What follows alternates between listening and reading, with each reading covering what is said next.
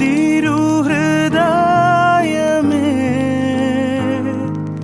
തീരാത്ത സ്നേഹമേ ആകാശം പോലല്ലോ. ഈശോയുടെ മാധുര്യമുള്ള തിരുഹൃദയമേ ഞങ്ങളുടെ മേൽ സ്നേഹമായിരിക്കണമേ. അമ്മാമ്മയിൽ നിന്നാണ് ഈ പ്രാർത്ഥന ഞാൻ ആദ്യമായിട്ട് കേൾക്കുന്നത്. നമ്മുടെ വീടുകളൊക്കെ വെഞ്ചിരിച്ചതിന് ശേഷം നമ്മളത് ഈശോയുടെ തിരുഹൃദയത്തിനാണ് പ്രതിഷ്ഠിക്കുന്നത്. മനുഷ്യരെ ഇത്രമേൽ മനസ്സിലാക്കാൻ സാധിക്കുന്ന ഈശോയുടെ ഹൃദയമല്ലാതെ മറ്റെന്താണുള്ളത്? വിശുദ്ധ മത്തായിയുടെ സുവിശേഷം 11-ാം അധ്യായം 28-ാം വചനത്തിൽ ഈശോ പറയുന്നു, അധ്വാനിക്കുന്നവരും ഭാരം വഹിക്കുന്നവരുമായ നിങ്ങളെല്ലാവരും എൻ്റെ അടുക്കൽ വരുവിൻ, ഞാൻ നിങ്ങളെ ആശ്വസിപ്പിക്കാം. ജീവിതത്തിൽ പല വിധത്തിലുള്ള ഭാരങ്ങൾ വഹിക്കുന്നവരാണ് നമ്മളെല്ലാവരും. കുട്ടികളെ സംബന്ധിച്ചിടത്തോളം അതൊരു പക്ഷേ അവരുടെ പഠനത്തിൻ്റേതായ ഭാരമായിരിക്കാം. മറ്റുള്ളവരെ സംബന്ധിച്ച് അത് സാമ്പത്തികമായ ക്ലേശങ്ങളുടെ, ജീവിതത്തിലെ ചില ഞെരുക്കങ്ങളുടെ, ചില സഹനങ്ങളുടെ, ഒരു പക്ഷേ അപ്രതീക്ഷിതമായിട്ട് ജീവിതത്തിലുണ്ടാകുന്ന ചില രോഗങ്ങളുടെ എല്ലാം ക്ലേശങ്ങളായിരിക്കും, ഭാരങ്ങളായിരിക്കും അത്. യെശയ്യാ പ്രവാചകൻ്റെ പുസ്തകത്തിൽ 53-ാം അധ്യായം 4-ാം തിരുവചനത്തിൽ പ്രവാചകൻ ഈശോയെക്കുറിച്ച് പറയുന്നത്, അവൻ വഹിച്ചത് യഥാർത്ഥത്തിൽ നമ്മുടെ വേദനകളായിരുന്നു, നമ്മുടെ ദുഃഖങ്ങളാണ് അവൻ ചുമന്നത്. അപ്പോൾ നമ്മളുടെ വേദനകളുള്ള ഭാരങ്ങൾ ഏറ്റെടുക്കാനായിട്ട് കുത്തി മുറിവേൽപ്പിക്കപ്പെട്ട ഈശോയുടെ ഒരു തിരുഹൃദയമാണ് നമുക്കുള്ളത്. ആ തിരുഹൃദയത്തിലേക്ക് നമുക്ക് നമ്മുടെ ജീവിതത്തെ മുഴുവനായിട്ട് സമർപ്പിക്കാൻ സാധിക്കണം. ഈശോ തന്നെ വിശേഷിപ്പിക്കുന്നത്, ഞാൻ നല്ല ഇടയനാണ്, നല്ല ഇടയൻ ആടുകൾക്ക് വേണ്ടി സ്വജീവൻ അർപ്പിക്കുന്നു.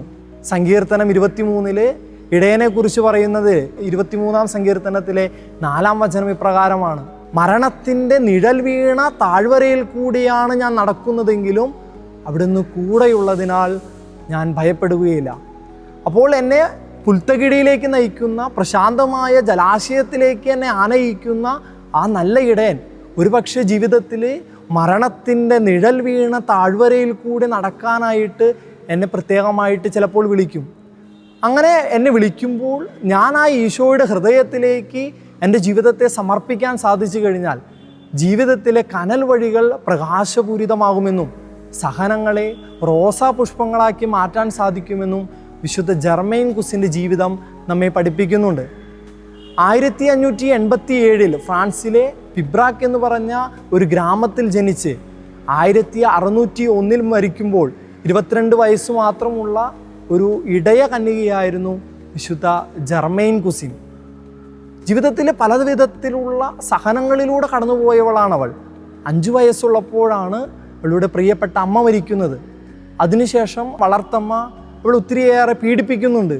അവൾ വീട്ടിൽ നിന്ന് പുറത്താക്കി കാലികളുടെ തൊഴുത്തിലാണ് അവൾ കിടന്നിരുന്നത്. കന്നുകാലികളുടെ മണവും സഹിച്ച് തണുപ്പ് കാലത്ത് തണുത്തു വിറച്ച് അവൾ ജീവിച്ചു. അവളെ ചെന്നായ്ക്കളുടെ ഇടയിലേക്ക് കുറേ ആടുകളെയും കൊടുത്തുകൊണ്ട് ഈ വളർത്തമ്മ വിടുകയാണ്. ഇങ്ങനെ തൻ്റെ ആടുകളെ മേയിച്ചുകൊണ്ട് ഈ ജർമെയിൻ കുന്നിൻ ചെരുവിലായിരിക്കുമ്പോൾ പള്ളിമണിയുടെ ശബ്ദം കേൾക്കുമ്പോൾ അവൾ തൻ്റെ കയ്യിലുള്ള വടിയെടുത്തുകൊണ്ട് ഈ ആടുകളുടെ നടുക്ക് വെച്ചുകൊണ്ട് ആടുകളോട് പറയും, നിങ്ങൾ ഇതിനു ചുറ്റും മാത്രം മേയണം. എന്നിട്ട് പരിശുദ്ധ അമ്മയ്ക്കും തൻ്റെ കാവൽ മാലാഖയ്ക്കും ഈ ആടുംപറ്റത്തെ മുഴുവൻ ഭരമേൽപ്പിച്ചുകൊണ്ട് അവൾ തൻ്റെ ഇടവക ദേവാലയത്തിൽ ബലി കാണുവാനായിട്ട് ഓടിയിറങ്ങുകയാണ്. ഒരു ദിവസം അവൾ ഇങ്ങനെ പോകുന്ന വേളയിൽ, അന്ന് തണുപ്പ് കാലമാണ്, അപ്പോൾ ഈ നദിയെല്ലാം ആർത്തുലച്ച് ഇങ്ങനെ വന്നുകൊണ്ടിരിക്കുകയാണ്. അവൾക്ക് കടക്കാനായിട്ട് സാധിക്കുന്നേയില്ല. ഈ വേളയിൽ പക്ഷേ എങ്ങനെയെങ്കിലും ഈശോയുടെ തിരുഹൃദയത്തിൽ അണയണമെന്നുള്ള തൻ്റെ അതിയായ ആഗ്രഹം കൊണ്ട് അവൾ കാലെടുത്ത് വയ്ക്കുമ്പോൾ മോശ ചെങ്കടൽ 2ആയി വിഭജിച്ചതുപോലെ ഈ അരുവി അവൾക്ക് വേണ്ടി മാറി നിൽക്കുകയാണ്. അവൾ അതിലൂടെ പോയി ഈശോയുടെ ഹൃദയത്തിലേക്ക് അണയുന്നതായിട്ട് അവളുടെ ജീവചരിത്രത്തിൽ നമ്മൾ കാണുന്നുണ്ട്. മറ്റൊരു മനോഹരമായ സംഭവം എന്ന് പറഞ്ഞ് എന്താണെന്ന് ചോദിച്ചാൽ, ദരിദ്രരെ സഹായിക്കാനായിട്ട് റൊട്ടി കഷ്ണങ്ങൾ കൊടുക്കാനായിട്ട് അവൾ ഒരിക്കൽ റൊട്ടി എടുത്തപ്പോൾ അവളുടെ വളർത്തമ്മ അത് കണ്ട് അവളെ കള്ളി എന്ന് വിളിച്ചുകൊണ്ട് തെരുവിലൂടെ അവളെ ഓടിക്കുകയാണ്. കരഞ്ഞുകൊണ്ട് ഓടുന്ന ജർമെയിനെ കണ്ട് ആളുകൾ പറയുന്നുണ്ട്, ഇല്ല, ജർമെയിൻ കള്ളിയൊന്നുമല്ല. അപ്പോൾ ഈ രണ്ടാനമ്മ പറയുന്നുണ്ട്, എടി കള്ളി, നിൻ്റെ ഏപ്രൺ ഒന്ന് അഴുക്കി, നീ മോഷ്ടിച്ചത് ഇവരെല്ലാവരും കാണട്ടെ. അങ്ങനെ ഈ ഏപ്രൻ ജർമ്മൈൻ അഴിക്കുമ്പോൾ കാണുന്നൊരു കാഴ്ച അവളുടെ കരങ്ങളിലുള്ള ഈ റൊട്ടി കഷ്ണങ്ങൾ റോസാ പുഷ്പങ്ങളായിട്ട് താഴേക്ക് വീഴുന്നതാണ്.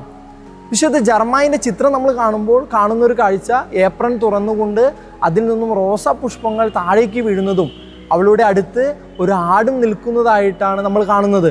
വിശുദ്ധ ജർമ്മൈൻ്റെ ജീവിതം നമ്മെ പഠിപ്പിക്കുന്നത് നമ്മുടെ ജീവിതത്തിലുള്ള ഈ മരണത്തിൻ്റെ നിഴൽ വീണ താഴ്വരകളിൽ കൂടി നടക്കേണ്ട സന്ദർഭങ്ങളിൽ ആ വേദനകൾ ഈശോയുടെ തിരുഹൃദയത്തിലേക്ക് സമർപ്പിച്ചു കഴിഞ്ഞാൽ ജീവിതത്തിലെ കനൽ വഴികൾ ദൈവം പ്രകാശപൂരിതമാക്കുമെന്നും ജീവിതത്തിലെ സഹനങ്ങൾ ദൈവം അത് റോസാ പുഷ്പങ്ങളാക്കി മാറ്റുമെന്നും നമ്മെ പഠിപ്പിക്കുകയാണ്. നമുക്ക് നമ്മുടെ ഹൃദയങ്ങളെ ഈശോയുടെ തിരുഹൃദയത്തിലേക്ക് മുഴുവനായിട്ട് സമർപ്പിക്കാം.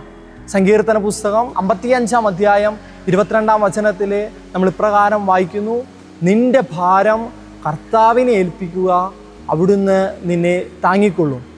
ഈശോ നമ്മെല്ലാവരെയും അനുഗ്രഹിക്കട്ടെ.